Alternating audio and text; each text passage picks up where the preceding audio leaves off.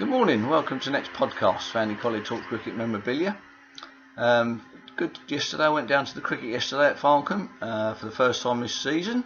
A bit chilly, but great to see everybody down there.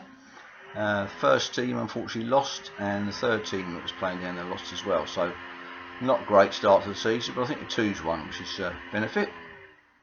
So anyway, it's great to see everybody down there yesterday, and hopefully get down there for quite a few games this year. Anyway, back to the photograph behind me. Today is the 1891 side to Australia, financed by Lord Sheffield. I've put a Lord Sheffield signature in the bottom there, if you can see that or not. It's quite nice. Yours sincerely, Lord Sheffield, or Sheffield should we say. Don't see many of these photographs around. In fact, I don't think I've seen another team photograph from this year. So I'm quite pleased to have this. I've had it nicely framed and whatever, so quite a nice addition to the collection. Got quite a few other bits on the 1890 tour which I showed quite a while ago, but I'd like to hunt back to get that. So first of all, this week, you may remember last week we got a bit of an interruption from the dog next door. Anyway, I didn't kill it, by the way. I just got my broom back, so that was okay. I didn't kill it. Anyway, this week I've got a bit of a plea this week. This was purchased probably in 1997. It's a postcard in an envelope here, number 20 of 39. Got a stamp on the front there, Cricketers 1936. What that is significant, I don't know. What else is on there? South Australia Centenary Celebration 1936. That might be the reason it could be a rare thing. Now inside, it's a postcard celebrating the Don's 75th anniversary, or birthday should I say, on the back there, signed with the 45 cents card, and it's done by New Colour View of Australia, this postcard, and it's Australia all out for fun there. So quite an interesting little postcard, but my reason for showing it is because I don't know why it's 29 or number 20 of 39. So on the back there as well is Noel G. Almeida of Dandenong, impressed in the back there. If that's anybody can help me on that one. But I was just thinking about that there, Cricketer 1936. That might be the reason why it's quite a rare little thing. It's got Bradman's career averages and that on the front there as well. So quite an interesting little envelope and first day cover there. So anyway, this week I'll just, rather than going into the blazers that I said I was going to do last week, just got a few more bits and pieces to show in the metalware bits.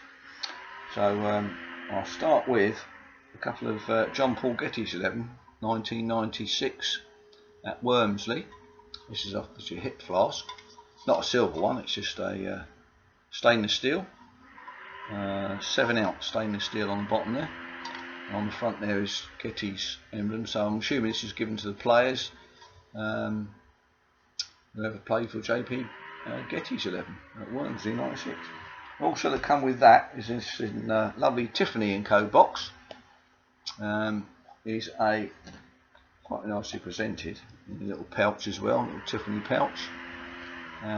Is a lovely Swiss Army knife, silver Swiss Army knife should I say. Got the knife there. What else have we got on it? We've got scissors, a toothpick. There's the scissors. It's quite a nice little item. Toothpicks in the top there. What else have we got there? That's a nail file and what have you on that one. So that's a lovely little item. Whoever ever played for him must have been quite pleased with what they got given. So yeah, something left from Tiffany. I'm sure I see a little ham on there with a keyring type thing, a bit heavy for a keyring I would have thought. So nicely presented in a nice box, so that's nice. So let's see, we've got a clock here, a Victorian brass mantle clock with the cricket bats there, bails, stumps, and the ball at the bottom, which is quite nice. And it's who have we got here? It's made by, what was I say it's made by? British United Clock Company, there we are, that's made by, so it's quite a nice little item there. That comes from Keith Crump's sale. Got a little thing to go with it there. So that's quite a nice clock. It does work, so I'm quite pleased with that, rather than not working like the Ferguson clock I showed you the other week. So that's quite a nice item, that. Quite pleased with that. And a couple of other bits and pieces here. This one is Pewter Tankard, England v Australia.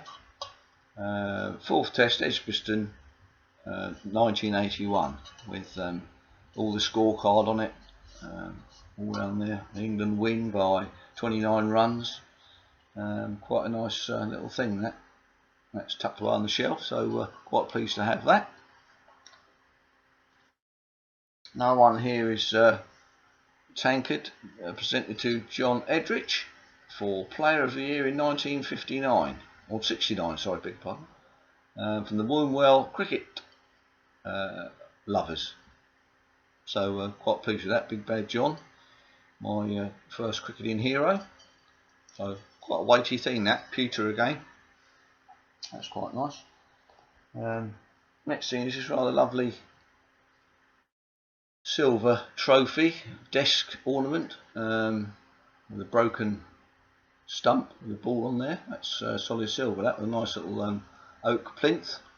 So that's quite an old collector's item, that one. So I'm quite pleased with that one. That's enough. Looks nice on the shelf. So quite pleased with that. And anyway, next this week, I've splashed out this week on some rather nice passenger lists. This is from 1887. Actually, that one's the first one. This is the first one, rather. There's a lithograph on there, not just a printed item. Lithograph, and it was Mrs. J.C. O'Brien, who's the wife of Sir J.C. O'Brien, who was on the tour. And it's a lovely printed item there, showing all the passengers on there. So this year was 2 tours went over to Australia, and this was the Iberia. They both set sail on the Iberia. And Bobby Abel on there, Atwell, Stoddard's on here, Shrewsbury, Smith. So they're all on there from those 2 teams. And when they got over there, they played 1 test match where all the teams joined together to play 1 test match. And that's quite a nice item. That's got on the back there as well. It's got a journey on the back from Tilbury to Australia, and then coming back there's a similar type lithograph on the front of this one. This one's the Austral, Captain J.F. Ruthven. So that's another nice passenger list there. So obviously the I think it was Vernon's team came back on this one. The other team went on to New Zealand. So it's a lovely item there on the Austral. Got a little tear there, but they're quite rare things they are. So a nice lithograph on the front there. So quite pleased with those this week. Major purchase this week. And on that tour, before they left to go to New Zealand, there's a lovely printed scorecard there. When the Shrewsbury team played the 6th Australian team, which would have been the team that went over to England in 1888. What have we got on there? We've got Shrewsbury scoring 206, so that's quite a nice scorecard there. And Sammy Jones 134, so quite a nice scores there with 212 and 402 to Shrewsbury's team, and 190 and 266 to the Australians. So that's quite a rare little beast, that one, but nice to have to say.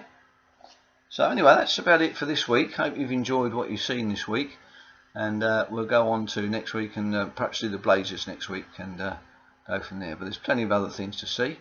Hopefully now that COVID's sort of burning itself out over here, we might get out to see some other collectors perhaps.